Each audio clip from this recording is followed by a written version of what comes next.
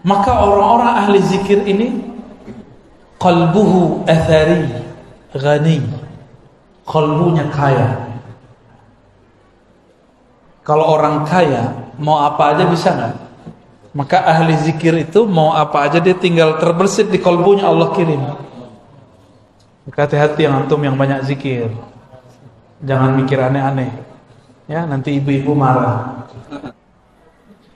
Tapi si Azazil diangkat untuk bisa memimpin surga itu juga karena zikir. Jadi jika ingin jalan-jalan ke surga, banyak-banyaklah zikrullah. Ya. Apa tanda aroma surga sudah masuk ke dalam diri? Ketenangan dalam jiwa sudah masuk. Berarti sebenarnya sudah pindah alam. Maka ini kabar gembira bagi teman-teman, sahabat, bapak, ibu yang datang ke majelis zikir. Berarti nur malaikat dalam diri kita sudah hidup, sudah aktif. Bedanya kita tidak bersayap, mereka Untuk teman-teman yang menonton kajian ini, jangan lupa bersalawat kepada Nabi kita Rasulullah Muhammad SAW. Allahumma salli ala Muhammad wa ala ali Muhammad. Mari kita mulai dengan baca surah Al-Fatihah.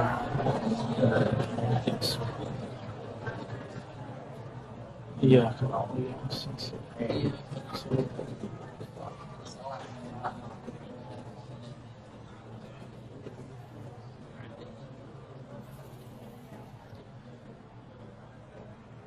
Di dalam hadis Nabi SAW disebutkan bahwa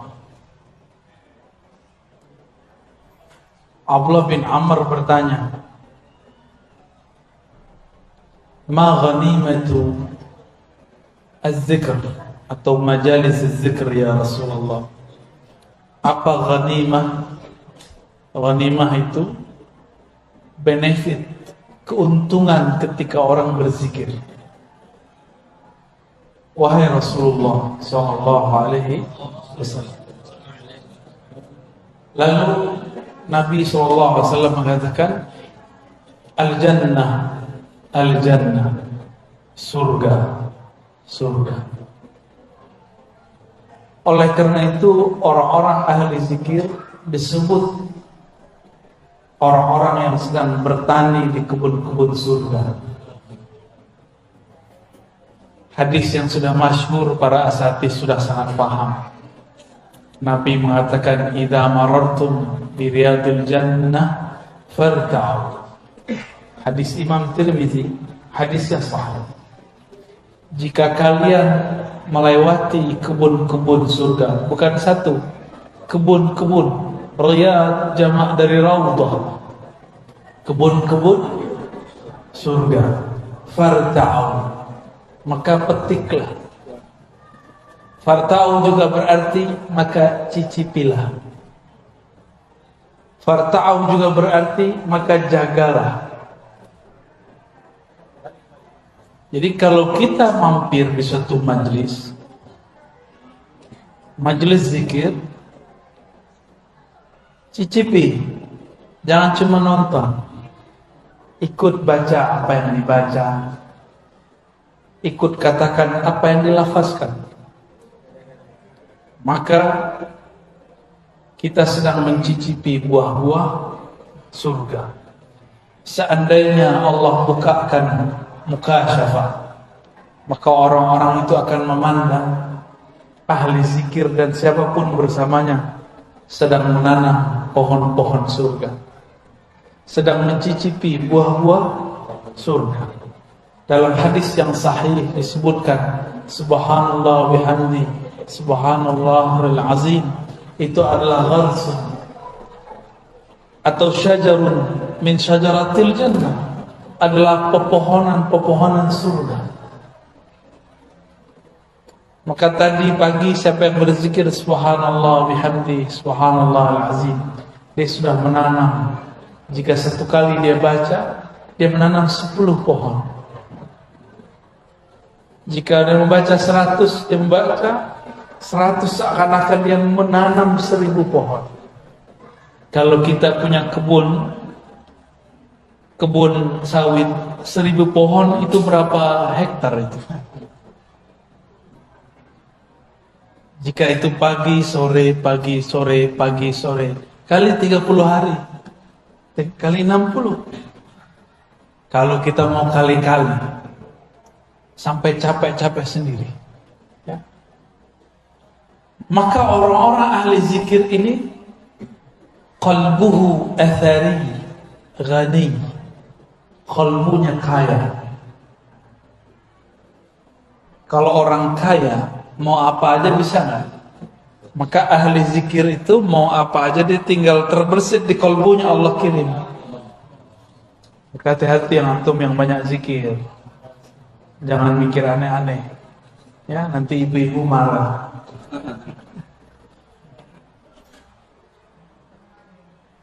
Allah itu pecemburu.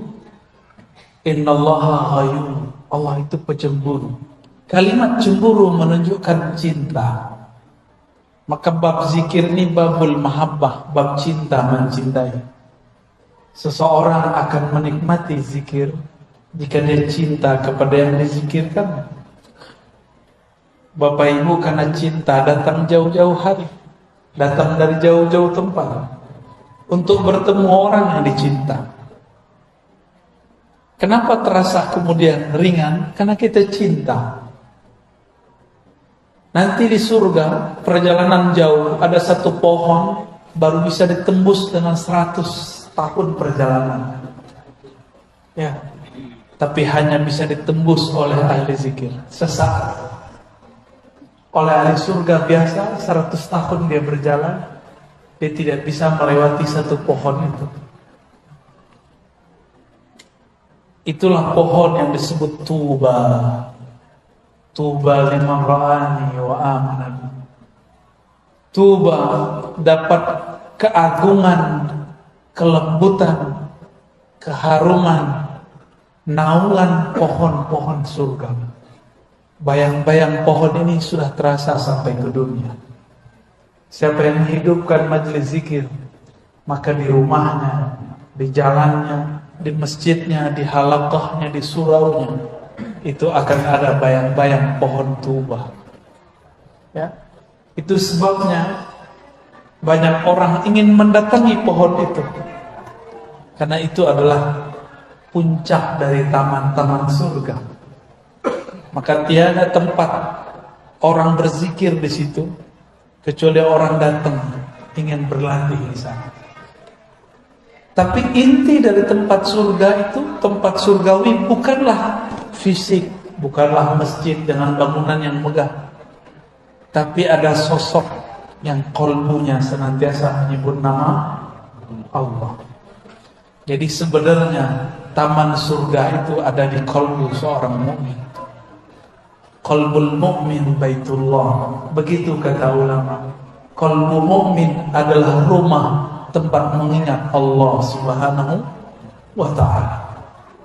Gimana? Qalbunya sudah jadi rumah Allah. Rumah fulus ya. Kalau masih jadi rumah fulus, lelah. Hatta ustadz dia lelah.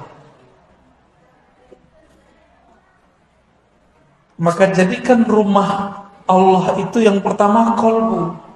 Fisik ini tergantung qalbu. Dulu saya belajar zikir di surau, masih surau kayu. Kayu pun bukan kayu mahal. Kayu bekas-bekas, nggak kepake di luar, kita tambal untuk surau kita. Tapi di situ banyak orang yang bisa berzikir. Dan tempat itu dirindui. Kenapa tempat itu dirindui? Karena tempat itu punya kenangan kami diajari oleh ahli zikir.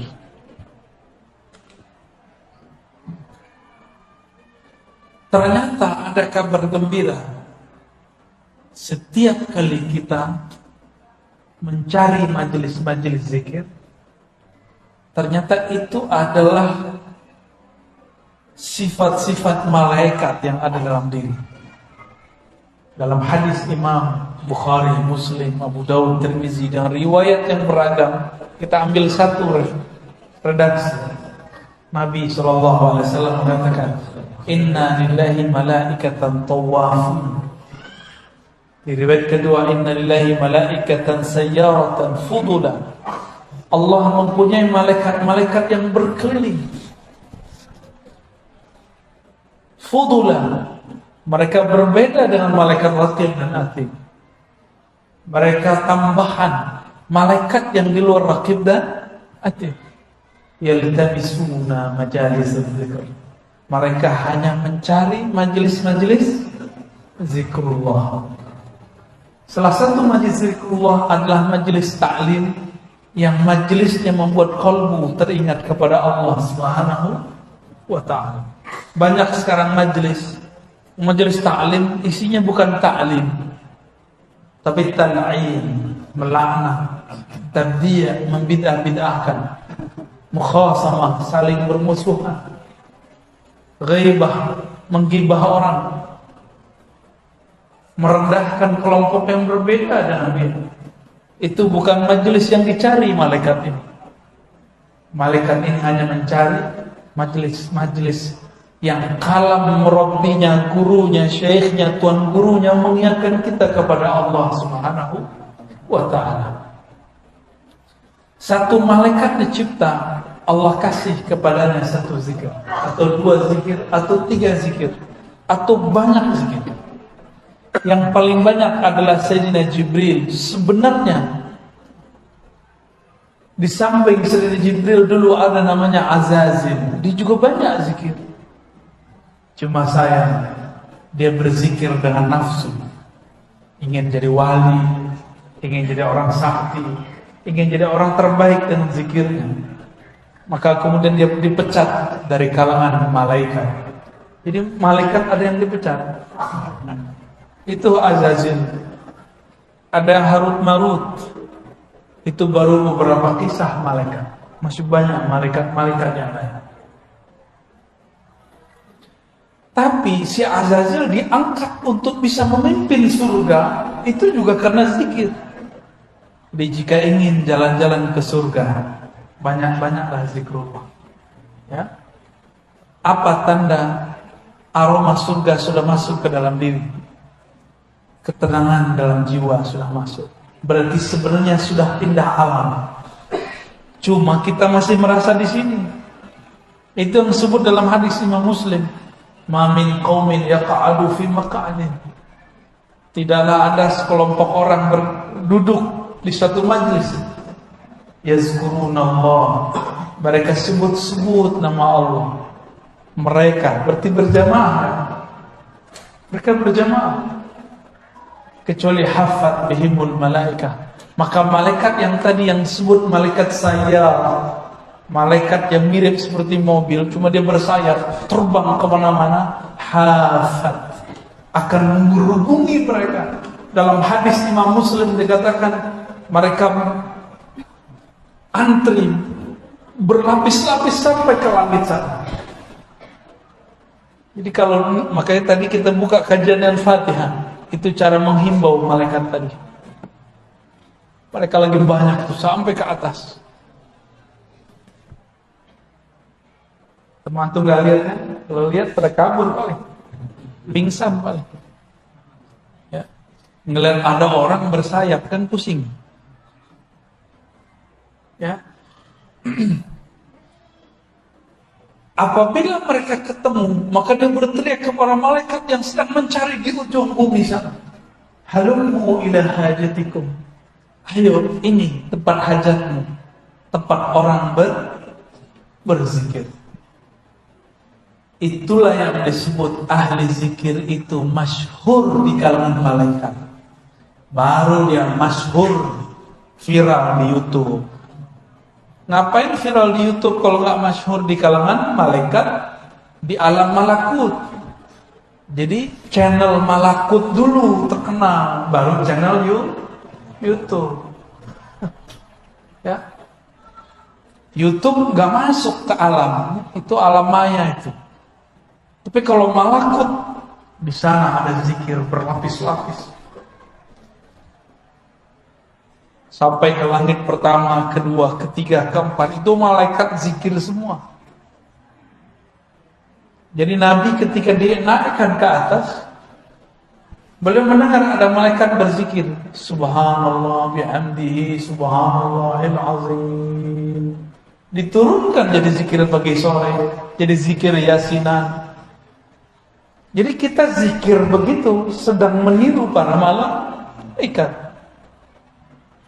Maka ini kabar gembira bagi teman-teman sahabat, bapak ibu yang datang ke majelis zikir.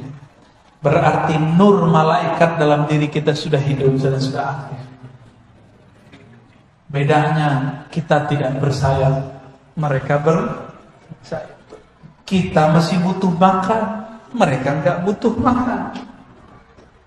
Ini hari aktif, jam kerja. Kita meninggalkan kerjaan untuk mencari makan karena ingin memberi makan kepada qalbun ruh. Maka Allah bertanya kepada malaikat ketika dia naik. Padahal Allah lebih tahu apa yang terjadi sebenarnya. Wahai malaikatku, sedang apa hamba-hambaku engkau tinggalkan? Apa jawaban mereka? Yukabbiruna. Mereka sedang memuji engkau. Yumajjiduna. Sedang membesar-besarkan engkau. Yuhalliluna. Sedang mentahlilkan engkau. Itulah dalil tahlilan. Yuhallilun.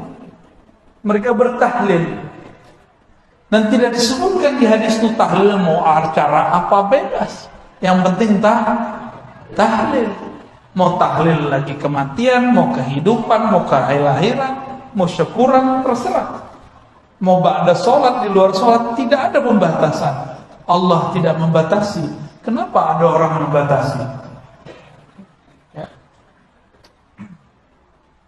Maka selamat jadi ahli tahlilan. Ya. Bukan hanya bawa berkat. Berkat itu cuma untuk perut. Nama kita disebut-sebut di sana. Apa kata malaikat? Si fulan, walaupun dia ngantuk-ngantuk, dia zikir ya Rabb. Si fulan, dia tinggalkan kerjaan ya Allah untuk menghadiri majlis ya Allah. Si fulan, istrinya ngambek ya Allah karena suaminya suka majlis ya Allah. Si fulan, si fulan, si fulan. Itu diadukan semua ke Allah. Disitulah Allah ridho kepada hambanya. Ya, selamat. Selamat antum berpolemik di rumah. Ya, kalau sudah jadi ahli zikir, sudah suka majelis zikir, harus lebih sayang kepada pasangan. Kok boleh galak kalau pulang. Kalau pasangan kita bilang, keluar mulu, jangan diketusin lagi. Dia sudah kesepian. Ya. Ekspresikan sayang kita kepada hamba-hamba Allah. Pertanyaan pertama kali kepadanya. Ahli zikir harus lebih sayang kepada pasangannya daripada orang yang tidak suka berzikir. Karena Allah mengatakan irhamu fil ardh yarhamukum man fis sama. Sayangi yang di bumi.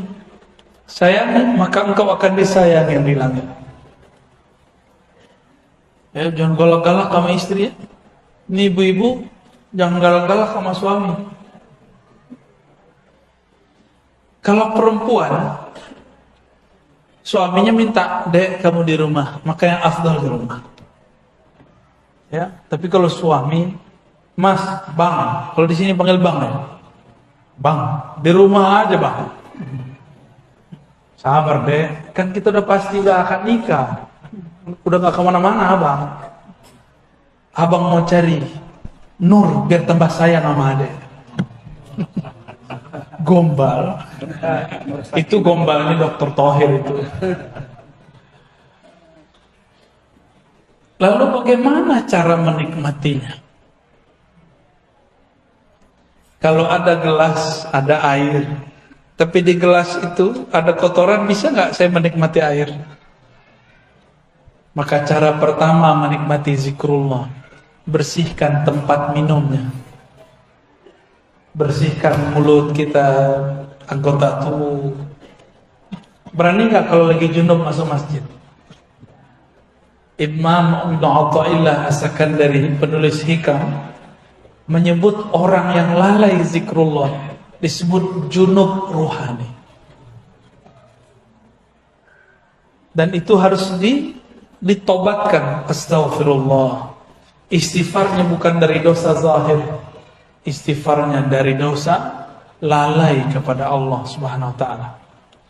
Kalau orang awam menganggap zikir itu sunat, enggak. Kalau bagi ahlul haqiqah, zikir itu wajib. Karena dalilnya wala takun minal ghafilin. Surat Al-A'raf ayat 205 ya. Janganlah engkau menjadi orang yang lalai. Berarti lalai itu haram. Lalai itu haram. Maka ulama kita buat teknik zikir. Ada zikir 1000, 100, 1000, 5000, 70.000. Sampai zikir tidak ada hitungan lagi.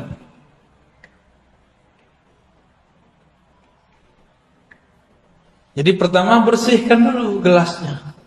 Ya. Kita sebut taubat. Udah bersih, semuanya udah bersih. Tapi makan di rumah orang nggak izin, nikmat gak? Maka izin dulu, siapa yang punya air ini? Ada. Siapa yang punya zikir ini? Allah. Maka sebelum kita zikir, kita minta izin kepada Allah. Itulah rahasia syukur. Maka setelah tobat, astagfirullah, kirim Fatihah kepada Nabi, kepada silsilah yang mengajarkan zikir. Itu adalah cara minta izin. Kenapa? Man lam yashkurin nas, lam yashkurillah. Yang tidak berterima kasih kepada makhluk, maka dia belum disebut berterima kasih kepada Khaliq. Dan sebaik-baik terima kasih adalah alhamdulillah. Afdalud doa alhamdulillah. Doa terbaik itu alhamdulillah. Alhamdulillah itu adalah kalimat syukur. Sering gak kirim Fatihah untuk guru? Sang Maha Guru Rasulullah Sallallahu Alaihi Wasallam, kirim untuk beliau. Terkhusus untuk Nabi ditambahkan salawat. Hadirkan, hubungkan kolbu kita dengan kolbu Rasulullah Sallallahu Alaihi Wasallam. Akal kita dengan akal Rasulullah. Lisan kita dengan lisan Rasulullah. Jasad kita dengan jasad Rasulullah. Hubungkan semua ini disebut rabitah. Ikatan Rabitatul Muhammadiyah. Ini yang disebut Kul in kuntum tuhibbunallah fattabi'uni. Jika engkau cinta kepada Allah, ikut aku. Maka tubuh kita amalnya ikut amal Nabi. Akal kita ikut cara fikir Nabi. Qalbu kita ikut zikirnya Nabi sallallahu alaihi. Karena kita tidak semasa dengan Rasulullah, maka Nabi mengatakan, tuba liman ra'ani wa amana bi, summa tuba liman ra'a man ra'a sampai 7 kali, 7 marrat. Beruntung yang melihat aku, percaya kepadaku. Beruntung yang melihat orang yang melihat aku, yang melihat. Jika diteruskan ini sudah generasi ke 20 sekian atau 30 sekian. Beruntung orang yang memandang gurunya, gurunya memandang gurunya, gurunya memandang gurunya, gurunya memandang Rasulullah sallallahu alaihi wasallam. Syukur-syukur gurunya bermimpi ketemu Rasulullah.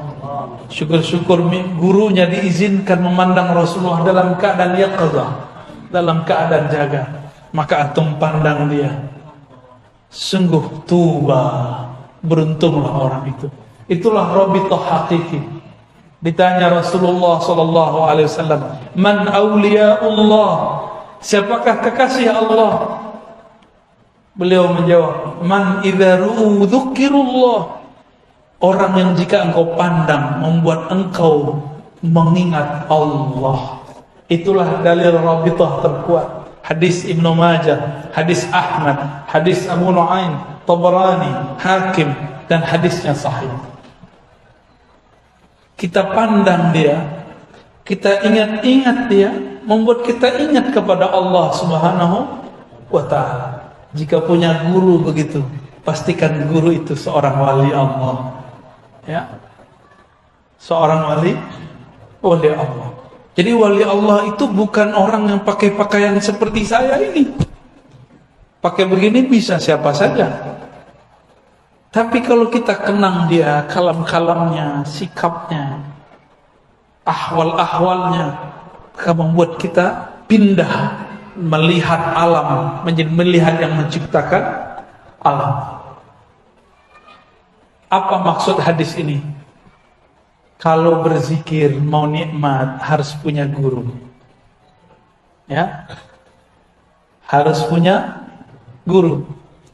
Ada yang pernah kursus bahasa Inggris setahun lewat YouTube nggak bisa. Ya.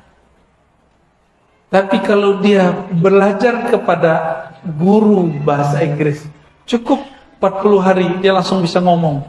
Minimal ngomong I love you. Ya, thank you. Pasti ada yang bisa dia serap kalau dia berguru. Maka berzikir itu jangan hanya lewat YouTube. Carilah guru di tempat kita yang ahli zikrullah. Ya. Sudah berapa tuh? Pertama taubat, kedua izin dengan cara bersyukur, terima, kita berterima kasih kirim. Yang ketiga tadi sholawat. Yang keempat itu meluruskan niat. Niat itu tergantung kenal kepada yang dizikirkan. Jika kenal kepada Allah dengan sebenar-benar makrifat, kita akan zikir karena dia layak dizikirkan. Tapi kebanyakan orang awam kenal Allah, Allah itu tempat ngadu. Boleh. Allah ini tempat menunaikan semua hajat, boleh. Tapi itu awam. Orang awam itu kalau dia zikir cuma karena ada hajat. Gak ada hajat dia gak zikir. Padahal kita setiap saat berhajat kepada Allah Subhanahu wa ta'ala. Kalau lagi hidup susah, dompet lagi tipis, itu kencang baca sholawatnya. Ya, kencang tahajudnya. Bahkan sholat duhanya kencang.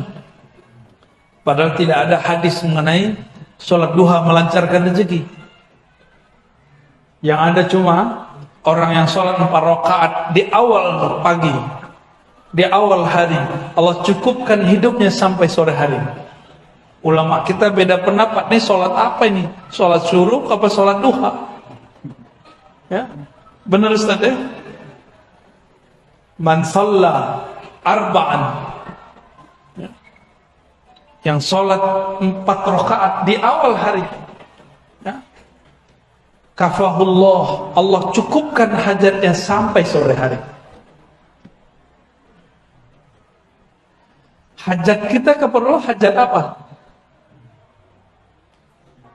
Hajat zahir atau hajat batin? Lebih banyak hajat yang mana? Jangan-jangan zahir. Maka datang ke Ustaz Thohir. Ustaz Thohir, doainnya bisa beli mobil. Jadi ke Ustaz itu minta doa beli mobil. Benar ya? Datang ke Kiai, Pak Kiai doain anak saya sakit. Semuanya fisik. Pak Kiai doain saya lagi banyak utang, semoga bisa bayar hutang. Jadi Kiai ini, karena dia simbol-simbol Allah di muka bumi, maka jadi tempat mengadu orang-orang untuk usulan fulus. Karena minta jodoh. Ustaz Thohir diminta, Ustaz nikahi aneh Ustaz. Oh, salah Ustaz. Tolong doakan saya, semoga dapat jodoh. Kenapa minta ke Ustaz? Karena ustadz ini dipercaya dekat kepada Allah. Padahal ustadznya nggak ngerasa dekat juga. Ustadznya ada ustadz lagi di belakang dia. Sekarang coba kalau datang ke guru, nggak nanya begitu. Nanya gimana? Ustadz, tolong bimbing saya supaya sholat khusyuk. Ustadz dia bingung, sholat gua juga belum khusyuk. Ustadz, bimbing saya untuk menjadi ahlullah. Gitu kalau datang ke ustadz. Berarti niatnya sudah sahih. Itulah yang disebut ilahi anta maqsudi wa ridhaka matlubi. Ya Allah, hanya Engkau tujuanku. Berarti tujuan zikir bukan pengen sakti, bukan pengen dapat duit banyak, bukan juga pengen cari ketenangan, bukan pengen cari khusyuk, enggak. Nanti antum zikir enggak khusyuk, enggak mau zikir lagi. Ya. Jadi jangan belajar zikir karena pengen ini. Zikir itu karena supaya Allah ridho. Ridho artinya rela. Yang penting Allah rela sama kita. Allah kalau sudah ridho, hambanya ini pendosa dimaafkan. Tapi kalau Allah belum ridho, walaupun antum itu sholat sehari 700 rakaat, itu tidak diterima. Kok bisa begitu? Karena Allah belum ridho, kan yang dipandang Allah kalbunya. Jadi baca ilahi anta maksudi wa ridhaka matlubi itu penting. Disebut tashihun niyah, meluruskan niat. Kami kalau dulu belajar hadis, belajar Quran, ada namanya adab hamilil Quran atau adab talibil hadis. Adab belajar santri Quran, santri hadis. Nomor pertamanya apa? Tashihun, meluruskan niat. Tapi saya baru dibimbing meluruskan niat bukan waktu belajar hadis, waktu belajar zikrullah. Guru saya bilang meluruskan niat. Dulu belajar hadis enggak, belajar aja. Walaupun kita diajarkan adab-adabnya, tapi tidak diajarkan melafazkannya. Diajarkan guru zikir, nikmat tidak nikmat ridho, khusyuk tidak khusyuk tetap ridho. Bisa nggak begitu? Zikirnya tetap jalan meskipun tidak terasa nikmat. Kenapa zikir tidak terasa nikmat? Az-zikru syifa'un. Zikir itu obat. Obat itu untuk yang berpenyakit. Obat itu murrun wala hulwun. Obat itu pasti pahit, tidak manis. Benar, obat manis pahit. Yang manis itu obat demam anak-anak tuh. Apa namanya? Wah, antum iklan. Tapi obat orang dewasa pahit atau manis? Pahit. Mau mengobati kalbu? Maka nikmati pahitnya zikrullah. Nikmati pahitnya tahajud. Orang tidur kita bangun. Nikmati pahitnya sedekah. Itu bertengkar loh dalam hati. Coba antum sedekah, bertengkar di hati. Kasih enggak. Enggak. Sih. Enggak sih. Pasti begitu tengkar. Udah megang tasbih, datang syaitan, bid'ah. Syaitan tuh. Ada yang merasa tadi ya? Udah jalan tasbihnya, subhanallah. Tahu handphone bunyi, terganggu lagi. Maka tips menikmati zikir. Apa kata Allah kepada Sayyidina Musa? Ikhla'na alaik. Tinggalkan sendalmu, aksesorismu. Jadi kalau mau zikir, matikan handphone. Ya, matikan handphone. Kita punya smartphone yang canggih. Nih, kalau lagi zikir, dia di-off-kan dulu sebentar. Ya, di-off-kan ini. Gimana cara meng-off-kan ini?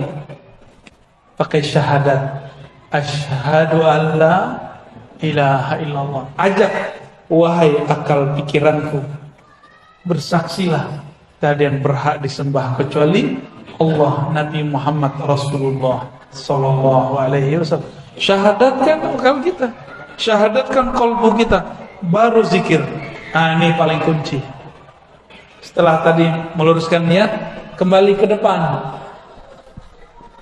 Syahadatkan diri kita sebelum mau zikir, mau sholat, mau sedekah, mau apa aja, syahadatkan dulu.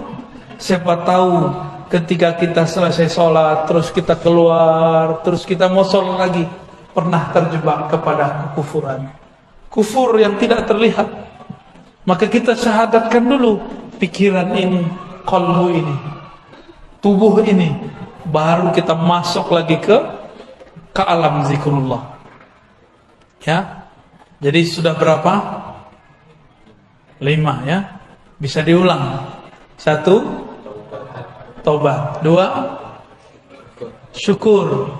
Pertama, syukur kepada makhluk, kirim Kenapa Al-Fatihah? Karena Al-Fatihah itu ada alhamdulillah di dalamnya. Alhamdulillah adalah afdalud doa, afdalus syukur. Syukur tertinggi, doa terhebat. Terus sholawat. Kenapa sholawat? Yang membuat kita bisa zikir sekarang Nabi bukan? Kalau Nabi nggak ajarkan, bisa nggak kita? Jadi sombong sekali kalau ada orang zikir tidak bersolawat. Inilah perbedaan antara Jibril dengan Azazil. Itulah beda antara Nabi Muhammad dan iblis. Itulah beda antara mukmin dengan kafir. Dia bersolawat. Ya, banyak-banyak sholawat. Kalau bukan karena sholawat, zikir kita nggak diangkat. Sholat kita yang nggak khusyuk itu nggak akan diterima. Ada yang khusyuk sholat zuhur tadi? Khusyuk apa kusut? Kusut. Jujur aja lah. Itu sholat antum masih diangkat karena ada sholawat di belakangnya. Jangan debat lagi pakai sedina nggak pakai sedina. Gagal fokus namanya. Ya, sholawat aja. Ini mau sholawat, debat dulu dalam badan. Pakai sedina nggak ya? Orang lagi sholat masih debat. Kita udah ada di hadapan musuh nih. Mau pakai jurus apa nih? Gak ada. Kalau sudah mau pergi perang, sholat itu berperang dengan syaitan, dengan diri sendiri. Jangan pakai teori macam-macam, langsung. Inilah yang dikatakan oleh Imam Abu Ali Ad-Daqqaq, zikrullah silahul muridi. Zikir kepada Allah adalah senjata para murid. Udah punya senjata belum? Udah pernah dikasih sama guru dulu, dikasih ijazah, ditalkin, diasah enggak? Udah diasah, udah dilatihkan belum? Pertama dihunjam dulu ke jantung kita, ya. Diarahkan juga ke bagian-bagian yang lain. Itu latihan sebenarnya. Latihan mengelola jurus-jurus zikrullah, langkah-langkah zikrullah di dalam diri. Supaya denyut jantung dia juga berdenyut, nafas naik dia juga dihirup, nafas keluar dia juga ikut keluar. Baru benar nanti ketemu Dajjal aman. Ini ketemu mau latihan sama Dajjal, latihan panahan nih nggak cukup. Itu panahnya patah duluan sebelum nyampe. Sekarang kalau mau latihan panahan, latihan aja. Jangan niat mau perang sama Dajjal, nggak cukup. Mau perang sama Dajjal, latihannya latihan ma'rifatullah, latihan mengenal Allah Subhanahu wa ta'ala. Maka main panahnya juga harus dengan zikrullah. Coba nih yang suka main panahan, kena hampir ke tengah, ada perasaan girang, pasti Itu karena manahnya nggak nyebut nama Allah. Ada torikot memanah, ya, main manah-manah aja antum ya. Berkuda juga ada. Itu benar, nanti di akhir zaman perang itu perang fisik, semuanya fisik. Tapi bukan di fisik itu intinya. Intinya ada di dalam non fisik, rohani kita kepada Allah Subhanahu wa ta'ala. Terakhir, Nabi Shallallahu Alaihi Wasallam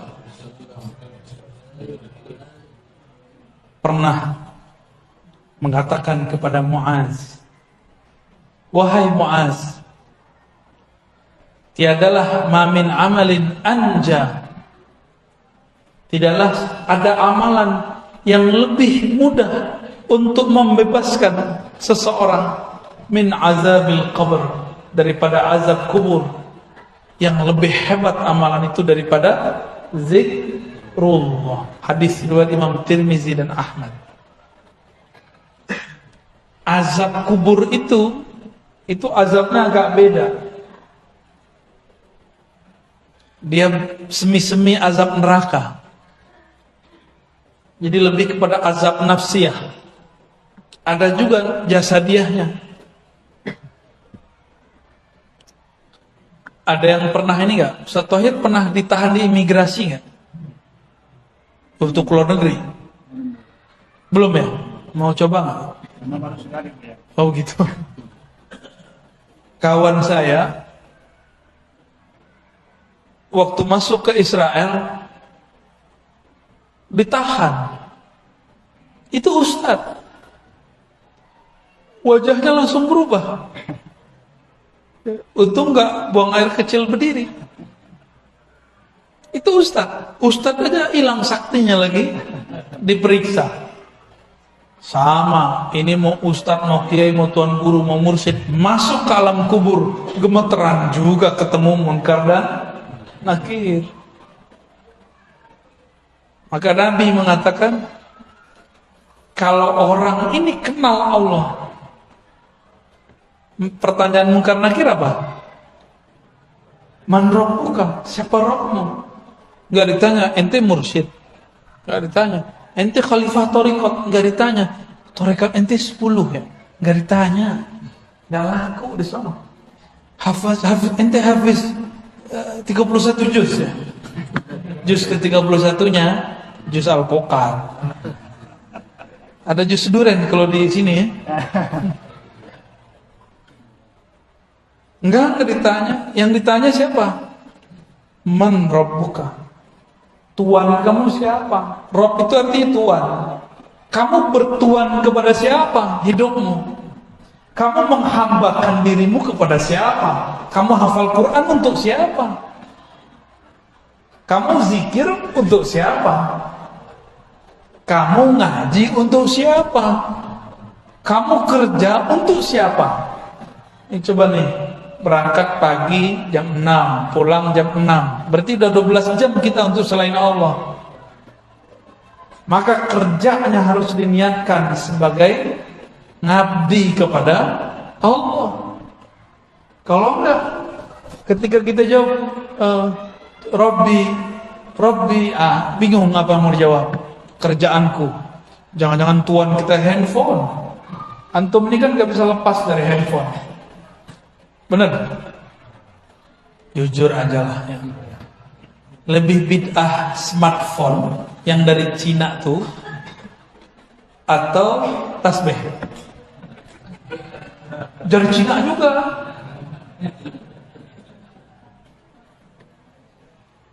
Lebih bid'ah mana? Kata kawan, ya sih pegang handphone, ngajar pakai handphone, bahkan pakai tablet. Terus bilang, tasbih itu menyerupai Yahudi. Saya cari-cari Yahudi selama di Yerusalem pakai tasbih nggak ketemu. Mulai dari tentaranya, orang-orangnya, petaninya, orangnya riwi-riwi, rahib-rahibnya nggak ada pakai tasbih, yang ada pakai kupluk. Dan jenggotnya lebih panjang daripada jenggot bapak. Jenggot bapak itu masih kurang sunnah. Apalagi jenggot aneh. Masya Allah. Nggak ketemu.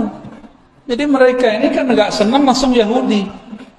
Malah ada yang bilang tasbih itu punya Saulin. Ya salam, ini ketahuan nih suka nonton kungfu nih.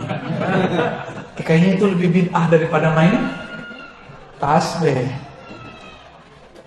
Nggak belajar usul fikih dengan benar, bahwa ada yang disebut al-maqsud, ada yang disebut dengan wasail, wasilah. Tujuan orang megang tasbih, tujuan orang megang handphone apa? Lebih mulia mana? Tasbih. Rasulullah nggak pernah pakai tasbih. Oh, kita bisa papas ini kalimat. Rasulullah baca Quran pakai mushaf nggak?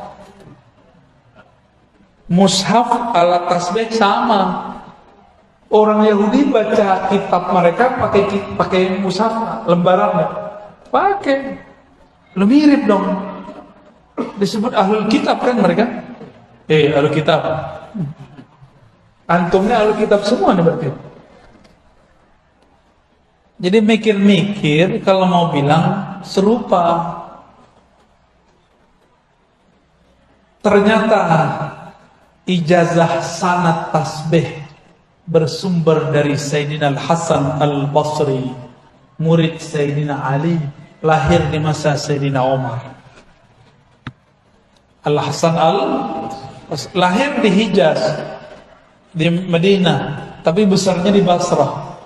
Berguru kepada Sayyidina Ali. Nah, syaitan gak mau diam, maka dia bisikkan ulama-ulama yang di dalam hatinya tidak ada takut kepada Allah. Kamu cari alasan bahwa Hasan Al-Basri tidak pernah berguru kepada Ali.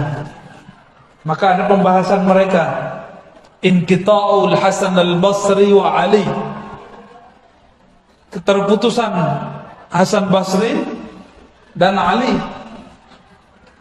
Tapi dibantah oleh ahli hadis Imam Ibn Hajar Al-Asqalani bahwa Al-Hasan Al-Basri benar-benar berguru lama kepada Sayyidina Ali karamallahu wajhah. Jadi pakai tasbih dari siapa? Al-Hasan dan kami meriwayatkannya dari guru kami, dari gurunya terus sampai kepada Sayyidina Al-Hasan Basri, bersambung kepada zaman Imam Tabi'in yang digelar dengan Sayyiduz Zahidin, sayyidnya orang-orang zuhud. Itulah gelar Imam Hasan Al-Basri. Ya. Itu tasbih itu ada sanadnya kita. Sorban aja kita ada sanadnya, cuma saya belum pakai. Ya, bentar lagi lah ya. Jadi sekarang kita skip dulu ijazahnya. Kita simpen dulu. Megang jenggot aja ada ijazahnya. Jadi yang punya jenggot nih, panjangnya dikit Pak. Ya. Nanti kalau kita ke Medan lagi kita ada ijazah jenggot, megang jenggot. Ada ijazahnya. Maka beliau tuh yang paling sunnah di situ tuh ya. Mana jenggot antum? Kita berjenggot bukan pengen disebut salaf. Kita berjenggot karena Nabi kita berjenggot. Tapi kalau antum gak mau berjenggot gak apa-apa. Cukup katakan beberapa guruku tidak berjenggot. Boleh. Boleh ngomong begitu. Ya. Bukan berarti melanggar sunnah Nabi sallallahu alaihi wasallam. Inilah lebih kurang pengantar tentang bagaimana cara menikmati zikrullah. Jangan fokus kepada yang zahirnya, mulailah masuk kepada yang batinnya. Nah, semua itu nanti disebut dengan kaifiyat zikir. Coba tanya semua mursyid, semua guru. Yang saya jelaskan itu nanti ada pada mereka. Cuma beberapa mursyid kadang tidak bisa menjelaskan. Ini itu kaifiat, mana dalilnya? Ya, mereka cuma tahu dalil merasakan zauq. Cobain, rasain, itu dalilnya. Ya, itu dalil mereka. Sebenarnya dalil itu lebih kuat. Sayangnya orang awam kadang-kadang tidak paham. Ya, barangkali itu dari kami. Silakan kalau ada yang mau dikonfirmasi, ditanya, ya, tafadhal. Baik, kepada Bapak Ibu yang ingin bertanya, masih ada waktu 20 kita sampai insyaAllah dunia, maka langsung ke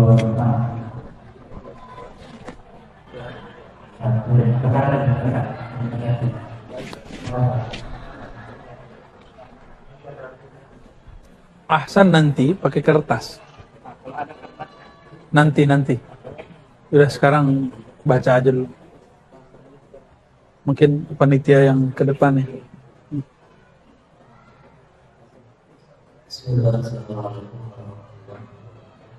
Assalamualaikum.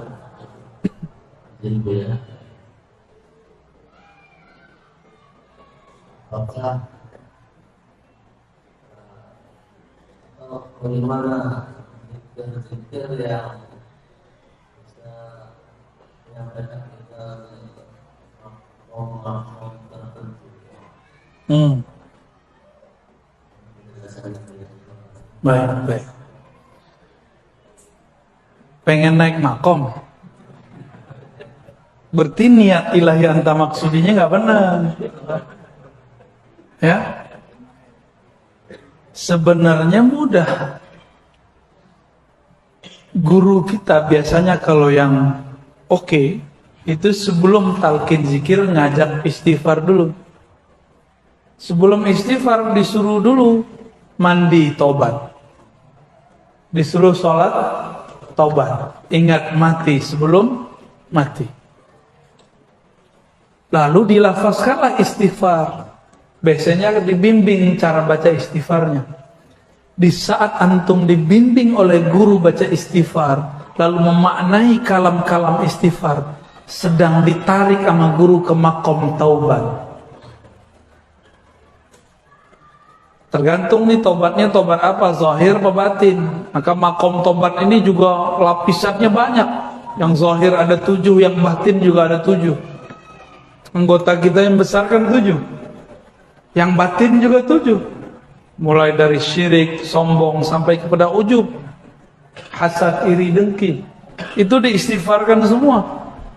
Jika ada getarannya, berarti kita sudah masuk ke alam makomat taubah. Ya. Dan itu beda-beda per masa. Setelah makom tobat ada namanya makom syukur, ada namanya makom sabar. Makom syukur itu dengan mengirim Fatihah kepada guru. Itu makom syukur. Di luar zikir kita sedekah kepada orang, memberi hadiah kepada guru. Sering-sering hadiah, kasih hadiah ke guru. Ya. Kalau guru farhan, senang, maka makomat terbuka. Ya. Karena makomat itu khazanah dalam dirinya. Dia punya kunci-kunciannya. Kalau dia senang, dia akan doa, ya Rabb, tolong panggil muridmu ini, hambamu ini kepada. Kalau gurunya wali ya. Kalau gurunya nggak wali nggak bisa. Tapi memberi aja udah cukup.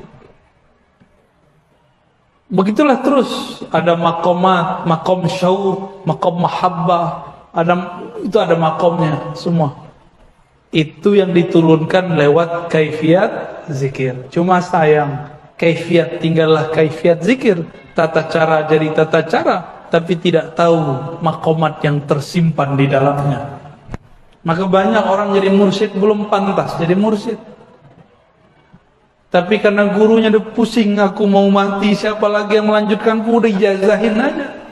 Harapannya dia nanti menyempurnakan kemursidannya kepada mursyid yang lain.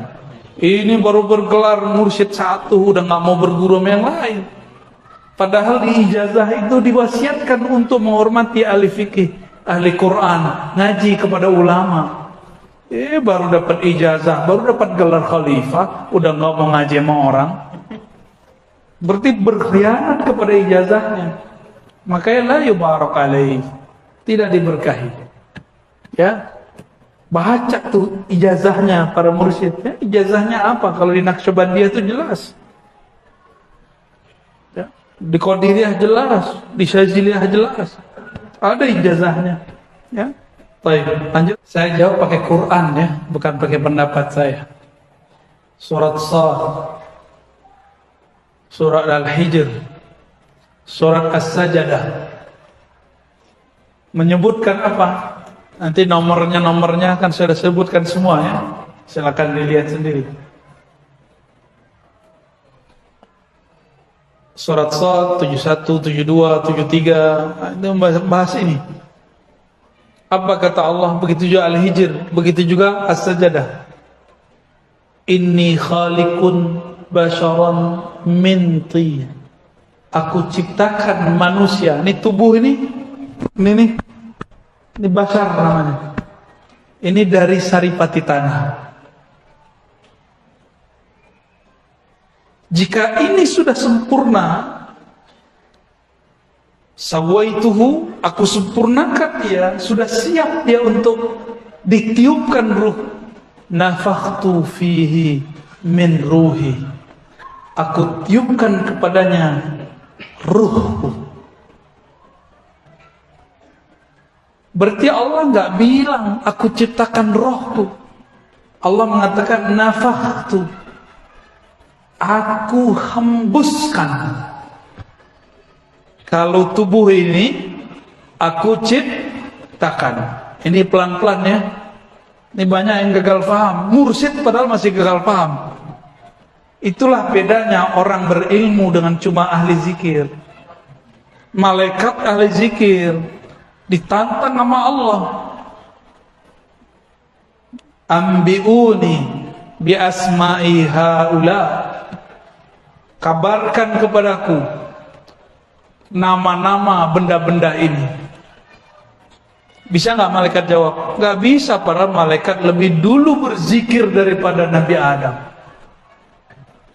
Maka al-ilmu muqaddamun ala dzikr. Ilmu lebih dulu daripada zikir. Ulama lebih mulia daripada orang yang berzikir 1000 tahun. Karena dia belajar satu bab mengenai Allah, dia sama dengan duduk zikir 1000 tahun. Kalau enggak nanti malah debat lagi, keras lagi hatinya. Coba baca aja ayatnya. Inni khaliqun, sungguh, Allah pakai sungguh. Masih dibudek, masih ada debat. Banyak orang debat di luar sana. Aku ciptakan manusia min, jelas minnya, min tin, tanah. Tapi giliran roh, nafakhtu, aku tiupkan. Jadi sebenarnya gak usah nanya. Maka yang bertanya roh itu dicipta atau tidak, sebenarnya itu pertanyaan tidak sunnah. Itu pertanyaan bid'ah. Ya, itu pertanyaan bid'ah. Karena teksnya tidak menyebutkan itu. Ya, maka saya menyarankan para pencinta Allah yang meniupkan roh, cukuplah bertanya, mengatakan, apakah roh dicipta? Antum jadi orang alim ngomong begitu, malah jadi miring ntar salah paham, dikira di dalam diri kita ada Allah, kan gawat. Aku hembuskan. Kalau saya menghembuskan sesuatu ke dalam plastik, saya pindah nggak ke dalam plastik? Allah menghembuskan rohnya. Min ini bisa dari, bisa sebagian. Dua-duanya ada sir di situ. Bukan ini litab'id, bukan ini dibelah dua terus pindah, bukan. Itu gagal paham, nggak ngerti bahasa Arab namanya. Ngaji bahasa Arab lagi. Ya. Nausorob, kalau nggak jadi sarap. Ketika Allah menghembuskan, bukan berarti Allah pindah ke dalam kita. Cuma masuk hembusannya. Mudah bagi Allah itu. Jangan serius-serius amat ya. Kira-kira begitu ya. Jadi bid'ah menanyakan ruh itu makhluk. Tapi bid'ah kan banyak bagiannya. Ada bid'ah hasanah sama saya. Kapan dia jadi hasanah kepada saya atau ada lagi pembahasannya? Tanya ke Ustaz Thohir nanti ya. Kelas orang silat nggak berguru sama tengkar, sama orang silat berguru. Cakepan mana jurusnya? Imam Abu Al-Daqqal ngomong, zikrullah itu senjatanya orang beriman, murid. Senjata harus dilatihkan nggak? Harus dilatihkan. Ada gurunya, ada mentornya, ada murabinya. Masa untuk fisik guru silatnya ada, untuk fitness biar badannya kekar, six pack. Tahu six pack bu? Bapak-bapak ini sudah lewat badannya, six packnya dari samping, belundung perutnya udah. Jika tubuh fisik harus dilatih. Ada orang latihan fitness tanpa guru, tanpa trainer, gimana? Keseleo nggak badannya? Sakit-sakit? Kita sama guru aja sakit-sakit, apalagi gak sama guru. Itulah sebabnya kenapa ada orang gila berzikir. Dia berguru, tapi yang dia amalkan bukan yang dia pelajari. Tunggu aja ntar begini. Tunggu aja ya. Itu orang pengkhianat kepada gurunya. Gurunya bilang amalkan ini nak, yang diamalkan yang lain. Ya, nggak percaya sama guru, syak kepada syekhnya. Baik, sudah jam 3 ya. Mari kita tutup kajian ini. Kita lanjut nanti malam ya. Ntar malam. Habis bisa apa? Habis maghrib? Habis maghrib. Baik. Kata ini udah kholas, nanti malam ya insyaallah. Baik, Bapak Ibu sahabat-sahabat karena Allah, kita minta kepada Allah Subhanahu wa taala semoga Allah menerima kita sebagai hamba-hamba yang zakirin, yang banyak berzikir. Astagfirullahalazim, Allahumma rahmanir rahim ya karim. Ya Allah yang maha pengasih, yang maha penyayang. Di dalam qalbu kami ya Allah sepi namamu ya Allah. Di dalam qalbu kami ya Allah sedikit sekali menyebut namamu ya Allah. Sedangkan Engkau memandang ke dalam qalbu kami ya Allah, maka ampunkan kurangnya nama Engkau dalam qalbu kami ya Allah. Famla' qulubana bi asma'ika wa sifatika ya Rabb. Ya Allah, penuhilah qalbu kami dengan nur namamu, nama-namamu yang indah ya Rahman ya Rahim. Penuhilah qalbu kami dengan nama-namamu, sifat-sifatmu yang sangat lembut ya Rabb. Keluarkan dari qalbu kami syirik, keluarkan dari qalbu kami semua kebencian, sebagaimana Engkau menyebut dirimu Rahman Rahim, maka teteskan Rahman Rahimmu, kasih sayangmu ke dalam qalbu kami yang sempit ini. Harapan kami ya Rabb, dengan tetesan Rahman Rahim, qalbu kami jadi luas dengan mencintaimu, mencintai Rasulmu, dan mencintai umatmu, hamba-hambamu. Allahumma ij'al hubbaka ahabba ilaina min kulli syai'.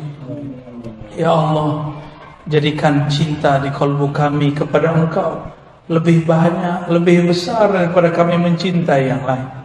Hatta kami lebih cinta Engkau ya Allah daripada mencintai diri kami sendiri, mencintai orang tua kami, pasangan kami, anak-anak kami, harta-harta kami. Ya Allah, qalbu kami selalu berubah. Pagi ini mukmin, sore jadi fasik. Sore beriman, paginya jadi fasik. Karena Engkaulah yang menggenggam qalbu kami ya Allah, maka robahlah hati kami, bolak-balik hati kami dalam taat kepada-Mu. Jika Engkau tetap ingin merubah hati kami ya Allah, maka rubahlah menjadi tambah cinta kepada Engkau ya Allah, tambah rindu kepada Rasul ya Allah.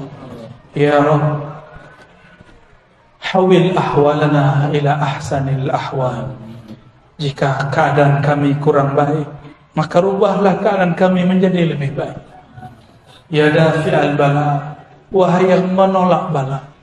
Bala yang paling besar adalah saat kalbu kami tidak menyebut nama Engkau. Maafkan kami ya Allah, jika datang pandemi kami lupa kepada Engkau. Kami katakan kami beriman, tapi tidak ridha terhadap takdir Engkau. Maka jadikan kami radina bi qada'ika ya Rabb. Jadikan kami ridha kepada takdir-Mu ya Allah. Baik takdir pandemi ataupun takdir tidak pandemi, takdir kaya ataupun miskin, takdir nikmat ataupun tidak nikmat. Di tangan-Mu, biyadika ya Rabb, kullu syai, segala sesuatu. Allahumma rabbana atina fid dunya hasanah wa fil akhirati hasanah wa qina adzaban nar. واختم لنا بالخيرات واجعلنا من المفردين الذاكرين آمين يا رب العالمين والحمد لله رب العالمين.